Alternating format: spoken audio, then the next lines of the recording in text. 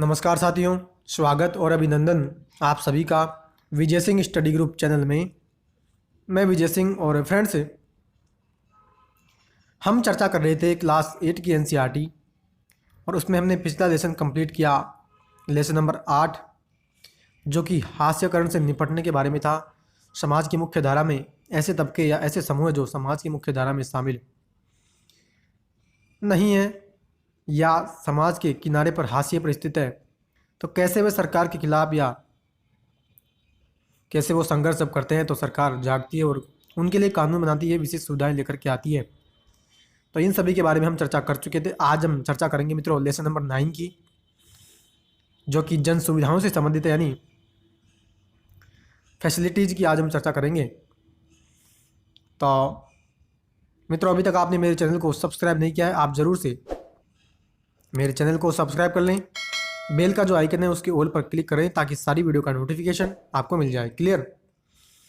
तो साथियों, अब चर्चा स्टार्ट करते हैं। और देखो क्या कर रहा है, ध्यान से सुनेगा। कहते हैं, अमू और कुमार चेन्नई में एक बस से सफ़र कर रहे हैं। शहर के अलग अलग इलाकों से गुजरते हुए वे जल सुविधाओं को देखते जा रहे हैं। यानी इस पूरे चैप्टर में, पूरे लेसन में जन सुविधाओं की, जल सुविधाओं की, यानी इस पूरे चैप्टर में जन सुविधाओं की हम चर्चा कर रहे हैं। तो उसी में एक है जल सुविधा। तो एक लड़का और लड़की ये हैं, बस से सफ़र कर रहे हैं, जल सुविधाओं को देखते जा रहे हैं। तो देखो यहाँ पे एक कॉमिक्स के माध्यम से समझाया जा रहा है क्या, कि यहाँ पे ये जो आदमी है, ये जो पर्सन है, ये गाड़ी धो रहा है, लेकिन ये पाइप चला करके धो रहा है जिसमें पानी वेस्टेज बहुत ज़्यादा हो रहा है। और एक तरफ तो ये स्थिति है और दूसरी तरफ ऐसी स्थिति है कि पीने के लिए पानी की लंबी कतार है, पानी पीने के लिए भी उपलब्ध नहीं है। क्लियर? तो दो पिक्चर्स के माध्यम से हमें ये समझ में आता है। नेक्स्ट चर्चा करें तो इस पिक्चर के माध्यम से भी मित्रों यही समझ में आ रहा है कि पानी की किल्लत है। नेक्स्ट मेलापुर में चर्चा करें तो वाटर टैंक, यहाँ पे भी पानी की इतनी किल्लत है कि पानी वाटर टैंक यानी पानी सप्लाई करने के लिए टैंक आता, तो उससे लोग पानी प्राप्त करते हैं। क्लियर? नेक्स्ट चर्चा करें। देखो क्या कहता है, चेन्नई के लोग और पानी की। अब हम चर्चा स्टार्ट कर रहे हैं। कहता है कि चेन्नई के लोग और पानी क्या, श्री रामगोपाल जैसे आला सरकारी अफसर चेन्नई के अन्ना नगर में रहते हैं। भरपूर पानी के छिड़काव के कारण हरे भरे बाग बगीचों वाला यह इलाका खासा आकर्षक है। यहाँ के नलों में 24 घंटे पानी रहता है। जब पानी की आपूर्ति कम होती है तो श्री रामगोपाल नगर जल निगम में परिचित एक बड़े अफसर से बात करते हैं और फ़ौरन उनके लिए पानी के टैंकर का इंतजाम हो जाता है। यानी चेन्नई में पानी की व्यवस्था की हम अवलोकन कर रहे हैं। कहते हैं कि चेन्नई में पानी की अच्छी व्यवस्था है, हरे बाग बगीचों वाला चेन्नई है, आकर्षक है, 24 घंटे पानी वहाँ उपलब्ध रहता है। जब भी अगर पानी की आपूर्ति, पानी की सप्लाई, वाटर सप्लाई कम होती है तो रामगोपाल सरकारी अफसर हैं, नगर निगम में भी बात करते हैं और उनके लिए अलग से पानी की व्यवस्था हो जाती है। लेकिन आगे देखो क्या कहता है, शहर के ज़्यादातर इलाकों की तरह मैलापुर में सुब्रमण्यम के अपार्टमेंट में भी पानी की कमी है। यहाँ नगर पालिका 2 दिन में एक बार पानी उपलब्ध कराती है। कुछ लोगों की ज़रूरतें निजी बोरवेल से पूरी हो जाती है, लेकिन बोरवेल का पानी खारा है। लोग उसे शौचालय और साफ सफाई के लिए इस्तेमाल करते हैं। दूसरे कामों के लिए टैंकरों का पानी खरीदना पड़ता है। सुब्रमण्यम टैंकरों से पानी खरीदने के लिए हर महीने 500 से 600 रुपये खर्च करते हैं। पीने के पानी को साफ करने के लिए लोगों ने घरों में ही जल शोधन उपकरण लगवाए हैं। यानी ये कह रहे हैं कि उसी शहर के ज़्यादातर इलाकों में एक मैलापुर है, वहाँ पे सुब्रमण्यम का अपार्टमेंट है, वहाँ पानी की कमी है। बोरवेल से पानी आता तो लेकिन वो खारा पानी है। लोग शौचालय में साफ़ सफाई के लिए उसको यूज करते हैं। साथ ही जो आरओ सिस्टम है, जल शोधन उपकरण, वो भी लोगों ने लगवा रखे हैं ताकि पानी पीने की व्यवस्था उनके लिए हो सके।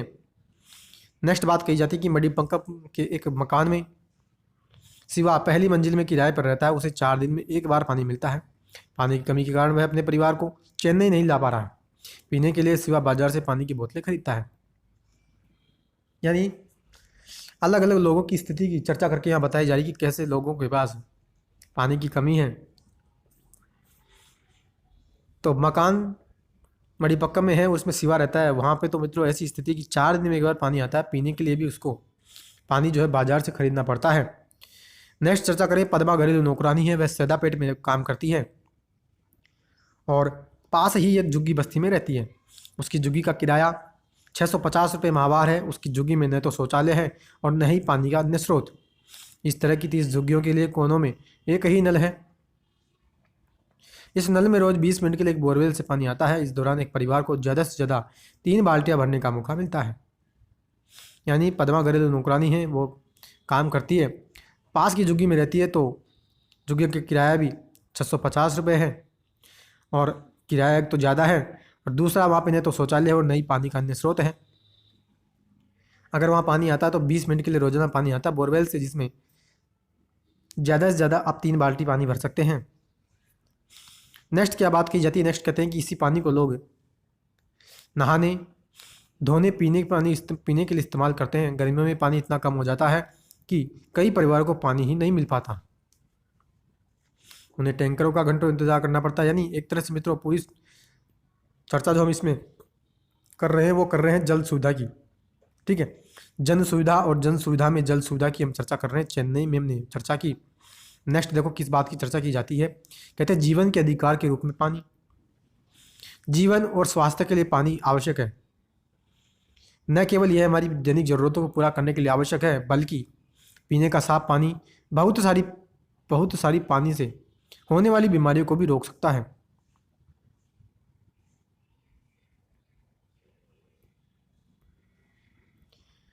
क्या कहता है, ये कहता है मित्रों कि पीने का पानी जो है मित्रों बहुत इंपॉर्टेंट है, हमारी दैनिक ज़रूरतों को पूरा करता ही है। साथ ही साफ पानी अगर मिले तो बीमारी से भी हमें बचाता है। भारत की स्थिति यह है कि जिन देशों में दस्त, पेचिश, हैजा जैसी बीमारियों के सबसे ज़्यादा मामले सामने आते हैं, उनमें उसका स्थान काफ़ी ऊपर आता है।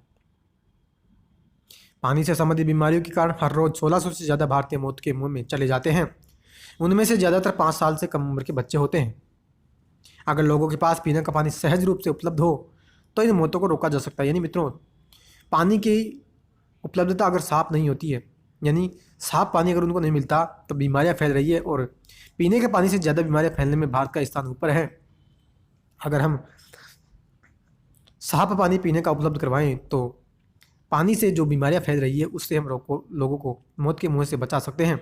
कहते हैं भारतीय संविधान के आर्टिकल 21 के अंतर्गत पानी के अधिकार को जीवन के अधिकार का हिस्सा माना गया है। बिल्कुल सही बात है। आर्टिकल 21 में हमने जब चर्चा की मूल अधिकारों के चैप्टर में, तब हमने बहुत से अधिकार आर्टिकल 21 में बताए थे।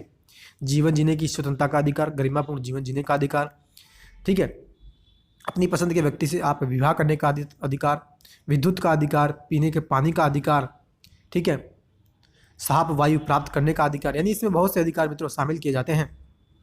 इसका मतलब यह है कि अमीर गरीब हर व्यक्ति का यह अधिकार है कि उसे सस्ती कीमत पर दैनिक जरूरतों को पूरा करने के लिए पर्याप्त मात्रा में पानी मिले। बिल्कुल सही है। आर्टिकल 21 के माध्यम से यह एक मूल अधिकार लोगों का बन गया है कि साफ पानी उनको मिलना चाहिए। कहने का मतलब यह है कि पानी तक सार्वभौमिक पहुंच होनी चाहिए। दूसरे शब्दों में सबको पानी मिलना चाहिए। बिल्कुल सही। जब आपने मूल अधिकार ही बना दिया पानी पीने के अधिकार को, तो फिर तो सार्वभौमिक पहुंच लोगों तक होनी ही चाहिए। सभी को पानी की जो उपलब्धता है वो उनकी पूरी होनी चाहिए। नेक्स्ट देखो क्या बात कही जाती है। नेक्स्ट कहते हैं कि सुप्रीम कोर्ट और हाई कोर्ट, यानी हाई कोर्ट और सर्वोच्च न्यायालय ने कई मुकदमों में एक कहा कि सुरक्षित पेयजल का अधिकार भी मौलिक अधिकारों में से एक है।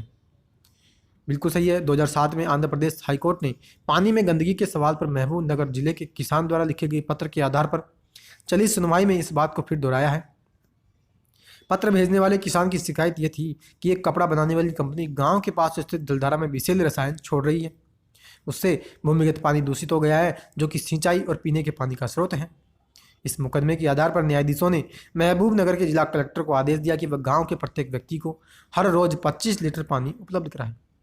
यानी पीने के पानी का मित्रों बहुत ज़्यादा इंपॉर्टेंस है। इस कारण से मूल अधिकार उसको बनाया।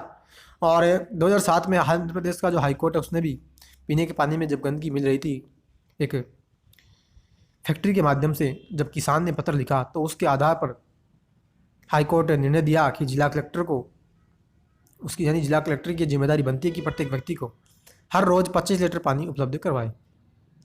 क्लियर। आगे बात करें, देखो क्या कहता है संयुक्त राष्ट्र संघ 2002 में क्या कहता है। जल अधिकार का मतलब है कि प्रत्येक व्यक्ति को व्यक्तिगत और घरेलू इस्तेमाल के लिए पर्याप्त, सुरक्षित, स्वीकार्य और भौतिक रूप से पहुंच के भीतर और सस्ती दर पर पानी मिलना चाहिए। यानी जल अधिकार की जो हमने चर्चा की कि पानी पीने का अधिकार या स्वच्छ जल पाने का अधिकार जो मूल अधिकार हमने बताया, तो उसका मतलब क्या है? संयुक्त राष्ट्र संघ ये कहता है कि प्रत्येक व्यक्ति को, चाहे वह घरेलू आवश्यकता के लिए हो या व्यक्तिगत पर्सनली के लिए आवश्यकता के लिए, पर्याप्त और सुरक्षित और साफ पानी सस्ती दर पर मिलने, यानी साफ पानी उसको सस्ती दर पर मिलना चाहिए, संयुक्त राष्ट्र संघ ये कहता है। ठीक है। और जब हम एसडीजी की बात करते हैं, सस्टेनेबल डेवलपमेंट गोल्स की बात करते हैं, तो उसमें 6 नंबर का जो गोल है वो जल और स्वच्छता से संबंधित है। क्लियर? अब मित्रों जन सुविधाओं की चर्चा करते हैं। देखो क्या कहता है कि पानी की तरह कुछ अन्य सुविधाएं भी हैं जिनका हर व्यक्ति के लिए इंतजाम होना चाहिए। कैसे? पिछले साल आपने स्वास्थ्य और स्वच्छता इन 2 सुविधाओं के बारे में पढ़ा था। यानी क्लास 7 की एनसीईआरटी के बारे में यह बता रहे कि क्लास 7 की एनसीईआरटी में आपने स्वास्थ्य और स्वच्छता के बारे में पढ़ा। इसी तरह बिजली, सार्वजनिक परिवहन, विद्यालय और कॉलेज भी अनिवार्य चीज़ें हैं। इन्हें जन सुविधाएं के नाम से जाना जाता है। बिल्कुल सही है। पब्लिक फैसिलिटीज ये हो गई जिसमें पीने की सुविधा, यानी पीने के पानी की सुविधा हो, बिजली की सुविधा, परिवहन, विद्यालय, कॉलेज। ठीक है। तो ये सभी सुविधाएं पब्लिक फैसिलिटीज में आती हैं। और आगे कहते हैं कि किसी जन सुविधा की एक महत्वपूर्ण विशेषता ये होती है कि एक बार निर्माण हो जाने के बाद उसका बहुत सारे लोग इस्तेमाल कर सकते हैं। मसलन अगर गांव में एक स्कूल बना दिया जाए तो उससे बहुत सारे बच्चों को शिक्षा मिलती है। इसी तरह किसी इलाके में बिजली की आपूर्ति बहुत सारे लोगों के लिए फ़ायदेमंद हो सकती है। किसान अपने खेतों की सिंचाई के लिए पंप सेट चला सकते हैं। लोग बिजली से चलने वाली छोटी छोटी वर्कशॉप खोल सकते हैं। विद्यार्थियों को पढ़ने लिखने में आसानी होती है और किसी न किसी तरीके से गाँव के अधिकांश लोगों को फ़ायदा होता है। यानी एग्जाम्पल के माध्यम से ये समझाया जा रहा है कि अगर किसी भी क्षेत्र विशेष में बिजली की व्यवस्था हो जाए या स्कूल की व्यवस्था हो जाए, तो स्कूल की व्यवस्था होने से बहुत सारे बच्चे उससे शिक्षा पाते हैं। बिजली की व्यवस्था अगर होती है तो बहुत से उससे लाभ मिलते हैं किसान अपनी सिंचाई कर सकते हैं। लोग अपना छोटा सा लघु एवं कुटीर उद्योग खोल सकते हैं। साथ ही बच्चे रोशनी में पढ़ सकते हैं।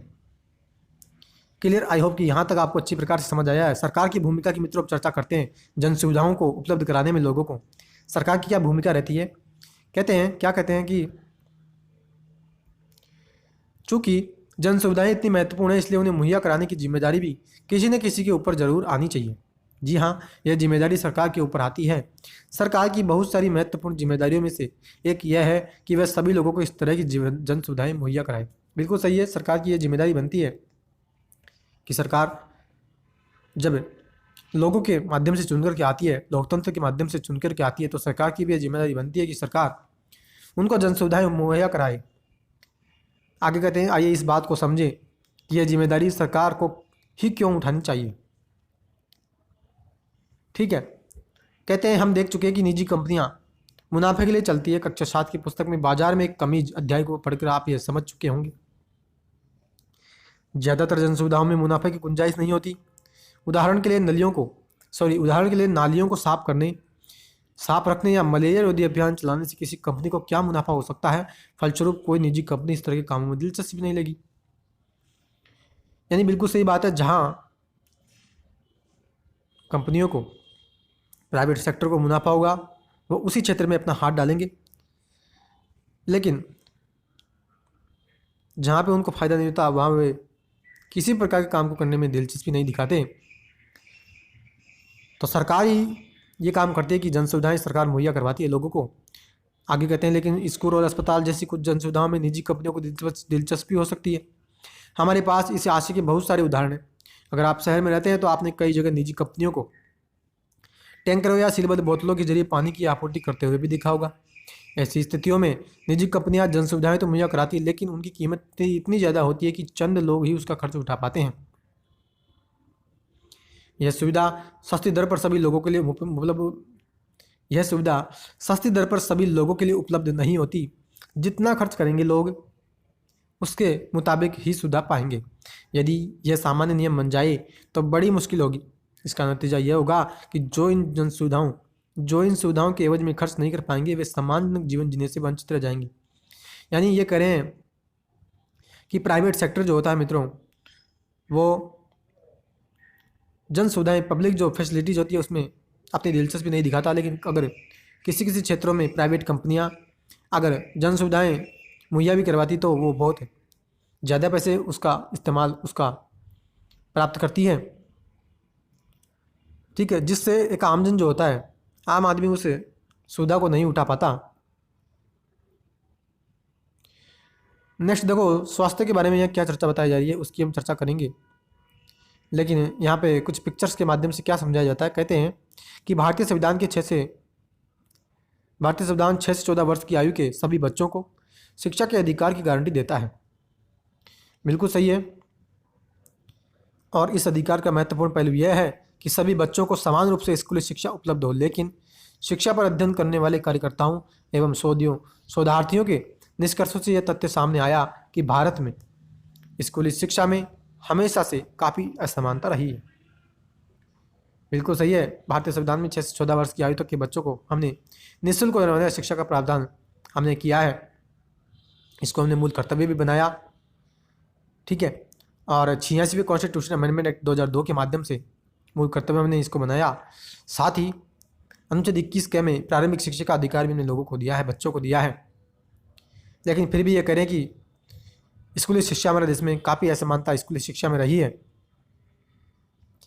नेक्स्ट क्या कहते हैं, सरकार पूरी आबादी के लिए समुचित स्वास्थ्य सुविधाओं की व्यवस्था करने में अहम भूमिका निभाती है। पोलियो जैसी बीमारियों का उन्मूलन भी इसी तरह की योजनाओं के तहत आता है। इस चित्र में एक छोटे बच्चे को पोलियो की खुराक दी जा रही है। यानी अब जन सुविधा की हम चर्चा कर रहे हैं तो उसमें शिक्षा हो या स्वास्थ्य हो या बिजली हो, पानी हो, ये सारी सुविधाएं आती है। और इसी में स्वास्थ्य सुविधा की यहाँ पर चर्चा की जाती है कि पोलियो जो अभियान चलाया जाता है सरकार के द्वारा, जिसमें 2 बूंद जिंदगी की बच्चों को पिलाई जाती है, तो ये भी एक जन सुविधा के तहत आता है मित्रों। क्लियर। नेक्स्ट क्या बात की जाती है, नेक्स्ट कह जाते हैं ये कोई अच्छा विकल्प नहीं है। कौन सा, जो हम चर्चा कर रहे थे कि अगर प्राइवेट कंपनियां ऊंचे दामों पर जन सुविधा उपलब्ध कराती है तो आमजन उससे लाभ नहीं प्राप्त कर पाता, तो यह एक अच्छा विकल्प नहीं है। जन सुविधाओं का संबंध लोगों की मूलभूत सुविधाओं से होता है। किसी भी आधुनिक समाज के लिए जरूरी है कि वहाँ इन सुविधाओं का इंतजाम हो ताकि लोगों की मूलभूत जरूरतें पूरी हो सके, लोगों की पूरी हो सके। संविधान में जीवन के अधिकार का जो आश्वासन दिया गया है वह देश के सभी लोगों को प्राप्त है। आर्टिकल 21 में जीवन के अधिकार की हमने बात कही थी, इसलिए जन सुविधाएं मुहैया कराने की जिम्मेदारी लाजिमी तौर पर सरकार के ऊपर ही आनी चाहिए। बिल्कुल सही है। सरकार की जिम्मेदारी बनती है कि सरकार भारत के नागरिकों को, भारत देश में रहने वाले लोगों को जन सुविधाएं मुहैया करवाए। आगे देखो क्या बात की जाती है। हमू देखो, तुमने सैदापेट की सड़कें कितनी उबड़ खाबड़ थी, सड़कों पर बत्ती भी नहीं थी, पता नहीं रात में वहाँ क्या हालत होती होगी। यानी वो बस में सफ़र कर रहे हैं और वो आसपास के क्षेत्र का अवलोकन कर रहे हैं। कहते हैं कि कुमार किसी झुग्गी बस्ती में तुम और क्या उम्मीद करोगी। हमू कहती है झुग्गी बस्तियाँ ऐसी क्यों होती है, क्या वहाँ जन सुविधाएं नहीं होनी चाहिए। कुमार कह रहा है मेरे ख्याल में जन सुविधाएं उन लोगों के लिए होती है जो बस्तियों में ठीक ठाक घरों में रहते हैं, वही लोग हैं जो कर चुराते हैं। और अमू क्या कहती है, सरकार की जिम्मेदारी है कि वह केवल ठीक ठाक बस्तियों को ही नहीं बल्कि सभी को जन सुविधाएं मुहैया करवाए। बिल्कुल सही है। और तुम ऐसे क्यों कह रहे हो, क्या बस्ती के लोग देश के नागरिक नहीं हैं, उनमें भी तो कुछ अधिकार हैं। ठीक है। कुमार कहता है पर ऐसे तो सरकार दिवालिया हो जाएगी। अगर सभी को सरकार जन सुविधाएं मुहैया करवाए तो सरकार इसमें ऐसे तो फिर दिवालिया हो जाएगी, सरकार के पास पैसा नहीं बचेगा। हम कहती है चाहे जो हो उसे रास्ता तो निकालना पड़ेगा। क्या तुम कल्पना कर सकते हो कि सड़क, पानी, बिजली के बिना झुग्गियों में ज़िंदगी कैसी होती होगी। बहुत बुरी स्थिति होगी अगर सड़क, पानी और बिजली झुग्गियों में नहीं है तो। कुमार कहता है अरे अम्मू, हमारे संविधान में बहुत सारी जन सुविधाओं को जीवन के अधिकार का हिस्सा माना गया है। सरकार को इस बात का ध्यान रखना चाहिए कि इन अधिकारों की अवहेलना न हो ताकि हर व्यक्ति एक सम्मानजनक जीवन जी सके। बिल्कुल सही। आर्टिकल 1 में तुमने यही बात तो कही थी कि गरिमापूर्ण जीवन जीने का अधिकार, गरिमापूर्ण का मतलब सम्मानजनक जीवन वो जी सके। यह अधिकार आर्टिकल 21 के माध्यम से हमने भारत में रहने वाले लोगों को दिया है। ठीक है। तो नेक्स्ट यहाँ पे चर्चा करें मित्रों, सरकार को जन सुविधाओं के लिए पैसा कहाँ से मिलता है उसकी चर्चा करते हैं। अब कहते हैं आप हर साल सुनते होंगे कि सरकार ने संसद में बजट पेश किया है। बजट के जरिए सरकार अपने नफे नुकसान का ब्यौरा पेश करती है। इसमें सरकार पिछले साल के खर्चों का खाता पेश करती है और अगले साल के खर्चों की योजना सामने रखती है। बिल्कुल सही है। बजट के माध्यम से आय और व्यय का ब्यौरा सरकार रखती है। बजट में सरकार को इस बात का ऐलान भी करना पड़ता है कि अगले साल की योजनाओं के लिए पैसे की व्यवस्था कहाँ से की जाएगी। जनता से मिलने वाला कर सरकार की आमदनी का मुख्य जरिया होता है। बिल्कुल सही है। टैक्स जो हम पे करते हैं उसी के माध्यम से सरकार को पैसा मिलता है। इसके अलावा इनडायरेक्ट टैक्स हो गया। तो ये सभी तरीकों के माध्यम से सरकार पैसा जुटाती है और उसी पैसे को सरकार जनता के लिए खर्च करके योजनाएं लेकर के आती है। आगे कहते हैं कि जनता से मिलने वाला कर सरकार की आमदनी का मुख्य जरिया होता है। जनता से कर वसूल करने और उन्हें सार्वजनिक कार्यक्रमों पर खर्च करने का सरकार का पूरा अधिकार होता है। उदाहरण के लिए पानी की आपूर्ति के लिए सरकार को पानी निकालने, पानी को दूर तक पहुंचाने, पाइपों का जाल बिछाने, पानी को साफ करने और आखिर में गंदे पानी को ठिकाने लगाने पर खर्च करना पड़ता है। सरकार को इन खर्चों को कुछ हद तक करों के जरिए और कुछ हद तक पानी की कीमत वसूल करके पूरा करती है। पानी की कीमत इस तरह तय की जाती है कि ज़्यादातर लोग रोजाना एक निश्चित मात्रा में पानी का खर्च उठा सकें। यानी एक तो सरकार पैसा जुटाती है जन सुविधाएं देने के लिए कर के माध्यम से। दूसरा, अगर सरकार जन सुविधाएं लोगों को उपलब्ध कराती है तो सरकार उसके बदले में पैसा वसूलती है। ठीक है, तो ये हमने चर्चा की। यहाँ पे इस पाई चार्ट के माध्यम से ये बताया जा रहा है मित्रों क्या कि सरकार जो पैसा खर्च करती है वो पैसा कहाँ से आता है, उसकी यहाँ पे चर्चा की जाती है। ठीक है, नेक्स्ट मित्रों चर्चा करते हैं। नेक्स्ट देखो क्या बात कही जाती है। कहते हैं जन सुविधाएं क्या होती है, उसकी चर्चा हम कब करते हैं। क्या कहता है कि जन सुविधाएं क्या होती है, जन सुविधाएं मुहैया कराने की जिम्मेदारी सरकार पर क्यों होनी चाहिए। दूसरा कह रहा है सरकार कुछ जन सुविधाओं के लिए निजी कंपनियों का भी सहारा ले सकती है। उदाहरण के लिए सड़कें बनाने के ठेके निजी कंपनियों या ठेकेदारों को भी दिए जाते हैं। दिल्ली में बिजली के वितरण का काम 2 निजी कंपनियों के हाथ में है, लेकिन सरकार को इन कंपनियों पर कड़ी नज़र रखनी चाहिए और यह सुनिश्चित करना चाहिए कि वे इन सुविधाओं को सस्ती कीमत पर सभी लोगों तक पहुंचाने के लक्ष्य को पूरा करने में कोई कसर न छोड़े। और आगे कहते हैं आपको ऐसा क्यों लगता है कि जन सुविधाओं की जिम्मेदारी सरकार के ऊपर ही होनी चाहिए जबकि वह इन कामों को निजी कंपनियों के जरिए भी करवा सकती है। ठीक है, आगे क्या कहते हैं अपने घर के पानी के बिल को देखो और पता करो कि आपके इलाके में नगरपालिका जल की न्यूनतम कीमत कितनी रखती है। यानी आपकी नगरपालिका जल जो आपको मुहैया करवाती है उसके बदले में कितना पैसा आपसे वसूलती है। अगर आप ज़्यादा पानी का इस्तेमाल करते हैं तो क्या उसकी दर भी बढ़ सकती है। पानी के ज़्यादा इस्तेमाल पर बढ़ी हुई दर से बिल वसूल करने के पीछे सरकार का क्या उद्देश्य है। आगे कहते हैं कि बिना वेतनभोगी कर्मचारी अपना व्यवसाय, फैक्ट्री चलाने वाले व्यक्ति और एक दुकानदार से बात करके पता लगाएं कि लोग किस किस तरह के कर सरकार को चुकाते हैं। अपने नतीजों को कक्षा में शिक्षक को दिखाएं और चर्चा करें। ठीक है, यहाँ पे मित्रों जो चर्चा करें, यहाँ पे देखो यहाँ पे बात बताई जा रही है सरकार के कर राजस्व की कि सरकार को पैसा कहाँ कहाँ से मिलता है। ठीक है, तो यहाँ पे देखो माल एवं सेवा कर यानी जीएसटी सरकार ने उधार पैसा दिया किसी को, साथ ही निगम कर, आयकर, यहाँ से सरकार को पैसा मिलता है और उससे फिर सरकार जन सुविधाएं उपलब्ध कराती है। नेक्स्ट चर्चा करें। नेक्स्ट देखो क्या बात की जाती है कम दूरी के लिए बसें ही सार्वजनिक परिवहन का सबसे महत्वपूर्ण साधन है। ज़्यादातर कामकाजी लोग बसों से ही अपनी मंजिल तक जाते हैं। बिल्कुल सही है। तेज शहरीकरण के कारण बड़े शहरों में भी सार्वजनिक बस प्रणाली जरूरत के हिसाब से कम साबित होती जा रही है। और आगे कहते हैं इस कमी को पूरा करने के लिए दिल्ली तथा अन्य महानगरों में सरकार ने मेट्रो रेल परियोजना के रूप में एक महत्वाकांक्षी योजना शुरू की है। दिल्ली में मेट्रो रेल के पहले खंड का निर्माण करने के लिए सरकारी बजट से 11,000 करोड़ रुपए का खर्चा किया गया है। कुछ लोगों का कहना है कि अगर सरकार सार्वजनिक बस प्रणाली में सुधार पर ध्यान देती तो इतने भारी खर्चे की जरूरत नहीं पड़ती और लोगों की ज़रूरत भी पूरी हो जाती। आपको क्या लगता है, आपकी राय में देश के दूसरे भागों के लिए क्या हल ढूंढा जा सकता है। यानी जो बसों के माध्यम से जो पब्लिक ट्रांसपोर्ट लोगों को मुहैया करवाया जाता है उसमें बहुत सारी दिक्कतें जब पेश करनी पड़ी, इस पिक्चर के माध्यम से हम समझ भी सकते हैं। तो सरकार ने दिल्ली में भी इस सुविधा को दूर करने यानी इसे असुविधा जो थी उसको दूर करने के लिए मेट्रो रेल परियोजना लेकर के आई। तो ये हमने परिवहन व्यवस्था की चर्चा की जो जन सुविधा में आती है। चेन्नई में पानी की आपूर्ति, क्या सबको पानी मिल रहा है, उसकी हम चर्चा स्टार्ट करते हैं। देखो क्या कहता है, कहते हैं कि इसमें कोई शक नहीं है कि जन सुविधाएं सभी को मुहैया होनी चाहिए, लेकिन हकीकत में ऐसा नहीं है। बहुत सारे स्थानों पर ऐसी सुविधाओं का भारी अभाव है। इस अध्याय के अगले हिस्सों में आप पानी की व्यवस्था के बारे में पढ़ेंगे। यह जन सुविधा बहुत मायने रखती है। आगे कहते हैं, जैसा कि इस अध्याय की शुरुआत में हमने देखा, चेन्नई में पानी की भारी कमी है। नगर पालिका की आपूर्ति से शहर की व्यवस्था, शहर की लगभग आधी ज़रूरत ही पूरी हो पाती है। कुछ इलाकों में नियमित रूप से पानी आता है, कुछ इलाकों में बहुत कम पानी आता है। जहाँ पानी का भंडारण किया गया है उसके आसपास के इलाकों में ज़्यादा पानी आता है, जबकि दूर की बस्तियों को कम पानी मिलता है। यानी चेन्नई में सभी लोगों को पानी की आपूर्ति नहीं उपलब्ध हो पा रही है। जहाँ पे पानी का भंडारण है वहाँ ज़्यादा पानी आता है, लेकिन जहाँ पानी की कमी है तो वहाँ लोगों को पानी कम ही मिल पाता है। कहते हैं कि जलापूर्ति में कमी का बोझ ज़्यादातर गरीबों पर पड़ता है। जब मध्यम वर्ग के लोगों के सामने पानी की किल्लत पैदा हो जाती है तो इस वर्ग के लोग ज़्यादा आसानी से इसका हल ढूंढ लेते हैं। वे बोरवेल खोदकर टैंकरों से पानी खरीद कर या बोतलबंद पानी खरीद कर अपना काम चला लेते हैं। ठीक है, यानी जलापूर्ति में कमी जब लोगों को उठानी पड़ती है तो वे बोरवेल के माध्यम से, टैंकरों के माध्यम से या बोतलबंद पानी खरीदते हैं और अपनी आजीविका को चलाते हैं। पीने के पानी की व्यवस्था वे इस प्रकार से करते हैं।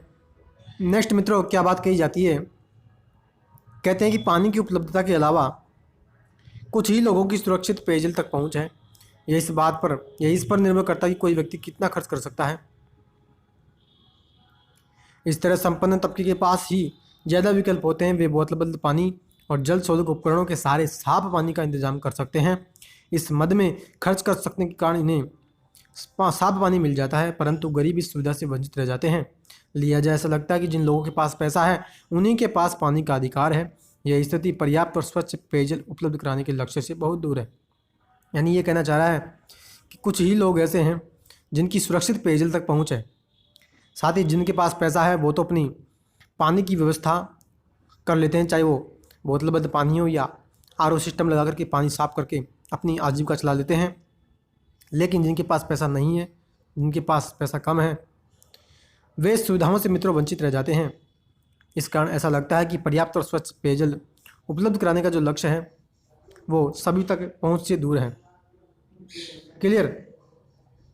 नेक्स्ट देखो यहाँ क्या बात कही जाती है, इस पिक्चर के माध्यम से क्या समझा जा रहा है। कहते हैं ग्रामीण इलाकों में मनुष्य और मवेशियाँ दोनों के लिए पानी की जरूरत पड़ती है। यहाँ कुआं, हैंडपंप, तालाब और कभी कभार छत पर स्थित टंकियों से पानी मिलता है। इनमें से ज़्यादातर निजी स्वामित्व में है। शहरी इलाकों के मुकाबले ग्रामीण इलाकों में सार्वजनिक जलापूर्ति का और भी ज़्यादा अभाव है। बिल्कुल सही है कि पशु भी पानी पीते हैं तो उनके लिए पानी की व्यवस्था करनी पड़ती है। इस कारण से लोगों को बहुत समस्या का सामना करना पड़ता है। और आगे कहते हैं, आगे चर्चा करें मित्रों, किसानों से पानी छीनने की क्या बात कही जाती है उसकी भी चर्चा कर लेते हैं। कहते हैं कि पानी की कमी ने निजी कंपनियों के लिए मुनाफे के नए रास्ते खोल दिए। बहुत सारी निजी कंपनियां शहर के आसपास के इलाकों से पानी खरीदकर शहरों में बेचती हैं। चेन्नई में मामंदूर, पालूर, कालंजरी जैसे कस्बों और शहर के उत्तर में स्थित गाँवों से पानी लाया जाता है। 13,000 से भी ज़्यादा टैंकर इस काम में लगे हुए हैं। हर महीने पानी के व्यापारी किसानों को पेशगी रकम देते ताकि वे किसानों की ज़मीन से पानी निकाल सकें। इस तरह न केवल खेती का पानी सींच जाता है बल्कि गाँव के लिए पीने के पानी की आपूर्ति भी कम पड़ने लगती है। नतीजा यह होता है कि इन सारे कस्बों और गाँव में भूमिगत जल स्तर बहुत बुरी तरह गिर चुका है। यानी निजी कंपनियों को तो हमने मित्रों पहले चर्चा भी की थी अभी कि उनका तो एक ही उद्देश्य होता है मुनाफे का। जिस क्षेत्र में मुनाफा उनको दिखेगा वो उसी क्षेत्र में हाथ डालेंगी। पानी को भी उसने मुनाफे के रूप में देखा है। पानी ग्रामीण क्षेत्रों से वो खरीदती है किसानों से और उसको शहरों में जाकर के बहुत ऊंचे दामों पर बेचती है, जिससे किसानों के जो कृषि के लिए पानी वो भी उपलब्ध नहीं हो पाता। साथ ही गाँव में जल स्तर जो है वो गिर रहा है। ठीक है, तो ये हमने जन सुविधाओं में समस्याओं की और जन सुविधाओं की चर्चा की। अब विकल्पों की तलाश कर रहे हैं मित्रों कि ये जो समस्या है पानी की उससे कैसे जूझा जाए, कैसे इसको निपट सकते हैं। देखो क्या कहता है विकल्पों की तलाश। कहते हैं कि चेन्नई की स्थिति कोई अनूठी नहीं है। गर्मियों के महीनों में पानी की कमी का ये हाल देश के दूसरे हिस्सों में भी दिखाई देने लगता है। बिल्कुल सही है, गर्मियों में तो पानी की स्थिति तो सभी जगह हमें दिखाई पड़ती है। नगर पालिका की जलापूर्ति में कमी से निपटने के लिए निजी कंपनियां ज़्यादा से ज़्यादा इलाकों में फैलती जा रही है। ये कंपनियां अपने मुनाफे के लिए पानी बेचती है। पानी के इस्तेमाल में भी ज़बरदस्त और गैर बराबरी दिखाई देती है। शहरी इलाकों में प्रति व्यक्ति लगभग 135 लीटर पानी प्रतिदिन मिलना चाहिए। यानी शहरी क्षेत्रों में एक व्यक्ति को रोजाना 135 लीटर पानी की आवश्यकता है। इसको 135 लीटर पानी मिलना चाहिए। पानी की यह मात्रा लगभग 7 बाल्टी के बराबर है। शहरी जल आयोग ने यह मात्रा तय की है, लेकिन झुग्गी बस्तियों में लोगों को रोजाना प्रति व्यक्ति 20 लीटर पानी भी नहीं मिलता। दूसरी तरफ आलीशान होटलों में रहने वाले लोगों को रोजाना 1600 लीटर तक पानी मिलता है।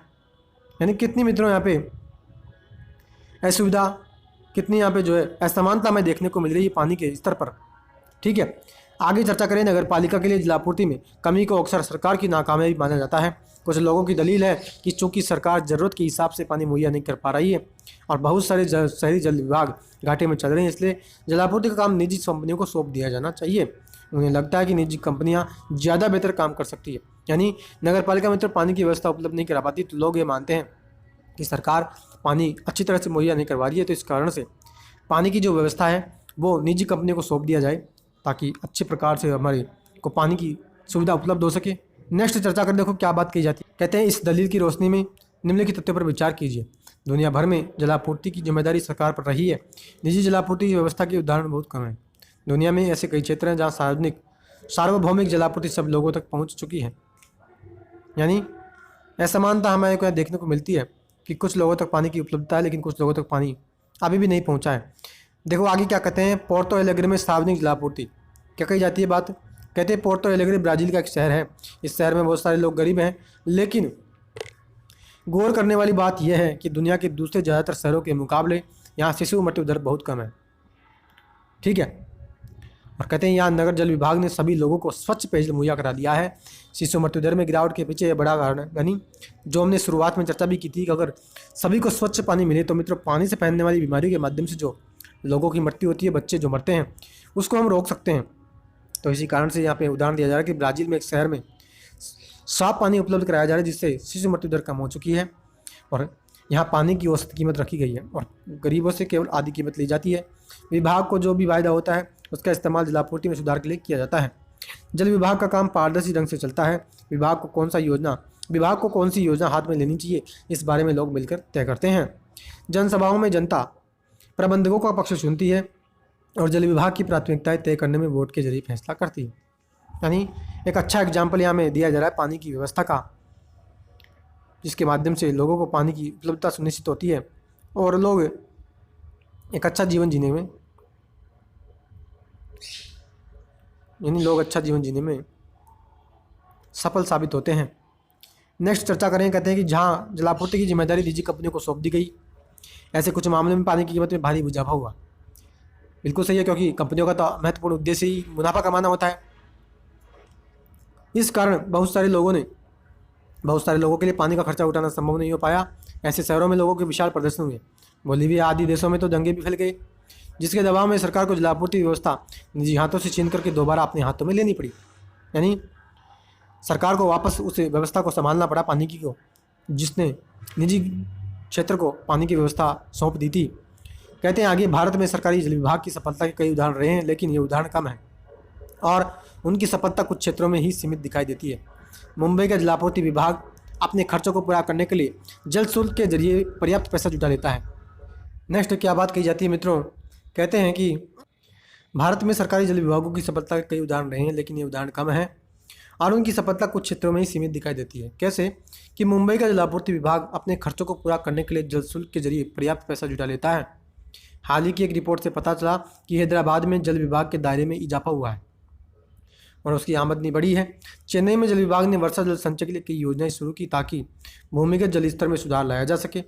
वहाँ पर पानी की ढुलाई और वितरण के लिए निजी कंपनियों की भी सेवाएं ली जा रही है, लेकिन पानी के टैंकरों की दर सरकारी जलापूर्ति विभाग ही तय करता है और उन्हें काम करने की इजाज़त देता है।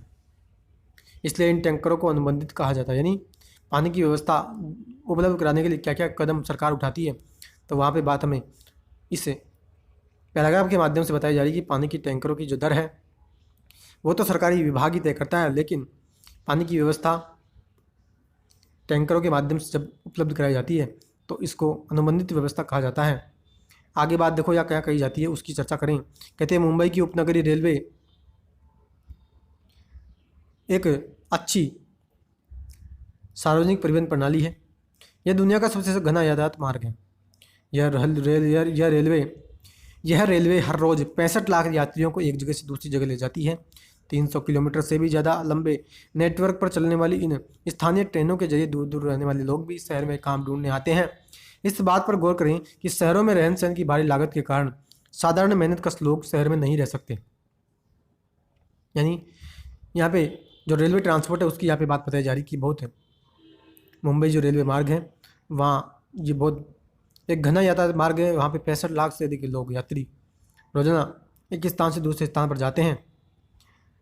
तो ये हमने रेलवे ट्रांसपोर्ट की चर्चा की। अब करते हैं मित्रों स्वच्छता संबंधित सुविधाओं का विस्तार कैसे हुआ उसकी चर्चा करें। हमारे लिए पाखाने शौचालय उन्होंने हैरानी से कहा, हम तो बाहर खुले में जाकर अपना काम निपटा लेते हैं, लेटरिन तो तुम्हारे जैसे बड़े लोगों के लिए होती है। अछूतों की शिकायतों को याद करते हुए महात्मा गांधी का वक्तव्य है। ये जो सारी बात बताई गई है ये महात्मा गांधी ने कही है।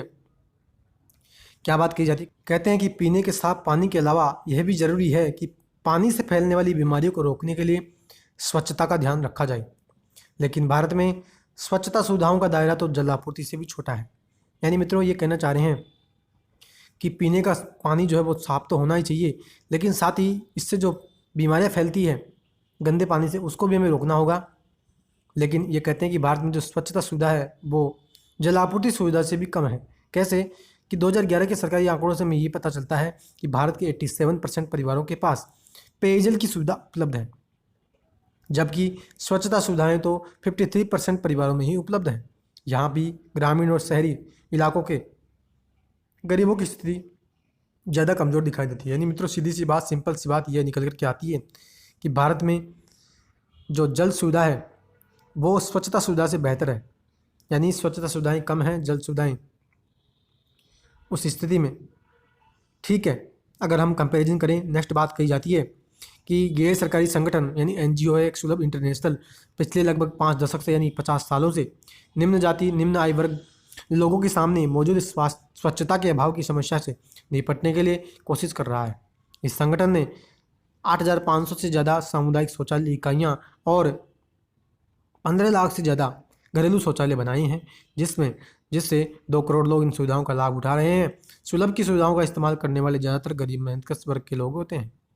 यानी स्वच्छता सुविधाओं को और बेहतर बनाने के लिए एक एनजीओ है सुलभ इंटरनेशनल, वो क्या करता है आपने भी कई बार देखा होगा, इस शहरी क्षेत्रों में सुलभ शौचालय सुलभ कॉम्प्लेक्स बने रहते हैं। तो उसी की यहाँ पे चर्चा की जा रही है कि एक एनजीओ है सुलभ इंटरनेशनल, उसी के माध्यम से ये सुलभ कॉम्प्लेक्स स्थापित किए जाते हैं जो एक मामूली से कीमत पर सभी को स्वच्छता सुविधा उपलब्ध करवाते हैं। ठीक है, आगे बात क्या कही जाती है? आगे बात कहते हैं कि सुलभ ने सरकारी पैसे से शौचालय इकाइयाँ बनाने के लिए नगर पालिकाओं या अन्य स्थानीय निकायों के साथ अनुबंध भी किए हैं। स्थानीय विभाग इन सेवाओं की स्थापना के लिए जमीन और पैसा मुहैया कराते हैं, जबकि रखरखाव की लागत कई बार प्रयोक्ताओं से मिलने वाले पैसे से पूरी की जाती है। शहरों में शौचालय के इस्तेमाल पर 2 रुपये शुल्क लिया जाता है, लेकिन वर्तमान में तो 10 रुपये शुल्क या 5 रुपये शुल्क लिया जाता है। ठीक है, आगे बात कही जाती है। आगे बात मित्रों क्या कही जाती है? आगे कहते हैं कि अगली बार जब आप सुलभ शौचालय को देखोगे तो हो सकता है खुद ये जानने का प्रयास करें कि ये शौचालय कैसे होते हैं। ठीक है, तो ये हमने चर्चा की स्वच्छता की सेवा की। अब मित्रों क्या बात की जाती है? 2001 की जनगणना के अनुसार 44% ग्रामीण परिवारों में बिजली पहुंच चुकी है। इसका मतलब यह है कि 7 करोड़ 80 लाख परिवार अभी भी अंधेरे में हैं। लेकिन यह जनगणना 2001 की बताई जा रही है। ठीक है, नेक्स्ट निष्कर्ष की चर्चा करें और फिर इस चैप्टर को एंड करते हैं। कहते हैं जन सुविधाओं का संबंध हमारी बुनियादी ज़रूरतों से होता है। भारतीय संविधान में पानी, स्वास्थ्य, शिक्षा आदि अधिकारों को जीवन के अधिकार का हिस्सा माना गया है। बिल्कुल सही है। इस प्रकार सरकार की एक अहम जिम्मेदारी यह है कि प्रत्येक व्यक्ति को पर्याप्त जन सुविधाएं मुहैया करवाए। क्लियर। नेक्स्ट बात कही जाती है कि लेकिन इस मोर्चे पर संतोषजनक प्रगति नहीं हुई। आपूर्ति में कमी है और वितरण में भारी असमानता दिखाई देती है। महानगरों और बड़े शहरों के मुकाबले कस्बों और गांवों में तो इन सुविधाओं की स्थिति और भी खराब है। संपन्न बस्तियों के मुकाबले गरीब बस्तियों में सेवाओं की स्थिति कमजोर है। इन सुविधाओं को निजी कंपनियों के हाथों में सौंप देने से समस्या हल होने वाली नहीं है। किसी भी समाधान में इस महत्वपूर्ण तथ्य को नज़रअंदाज नहीं किया जा सकता कि देश के प्रत्येक नागरिक को इन सुविधाओं को पाने का अधिकार है और उसे ये सुविधाएं समतापरक ढंग से मिलनी चाहिए। बिल्कुल सही है। सभी को मित्रों ये सुविधाएं समानता के आधार पर समानता के अनुसार मिलनी चाहिए। सभी को ये सुविधाएं प्राप्त करने का अधिकार है। जब आपने आर्टिकल 21 के माध्यम से गरिमापूर्ण जीवन जीने का अधिकार दे दिया तो उसमें सारी सुविधाएं देने की आपकी जिम्मेदारी बनती है। ठीक है, तो ये मित्रों आज हमने चर्चा की लेसन नंबर 9 की, जो कि क्लास 8 की एनसीईआरटी का लेसन नंबर 9 था। सेकंड लास्ट चैप्टर था। तो आज का लेक्चर आपको कैसा लगा कमेंट बॉक्स में आप कमेंट ज़रूर कीजिएगा। वीडियो पसंद आई हो तो प्लीज़ वीडियो को लाइक करना, ज़्यादा से ज़्यादा इस वीडियो को शेयर करना, और चैनल को सब्सक्राइब आपने अभी तक नहीं किया है तो ज़रूर से मेरे चैनल को आप सब्सक्राइब कर लें। बेल का जो आइकन है उसकी ऑल पर क्लिक कर लें ताकि सारी वीडियो का नोटिफिकेशन आपको मिल जाए। क्लियर? तो साथियों, अब हम मिलते हैं अगले लेक्चर में लेसन नंबर 10 के साथ, जो कि हमारा इस NCERT का लास्ट लेसन होगा। तो अब हम मिलते हैं अगले लेक्चर में, तब तक के लिए हैव अ नाइस डे। जय हिंद, जय भारत, वंदे मातरम।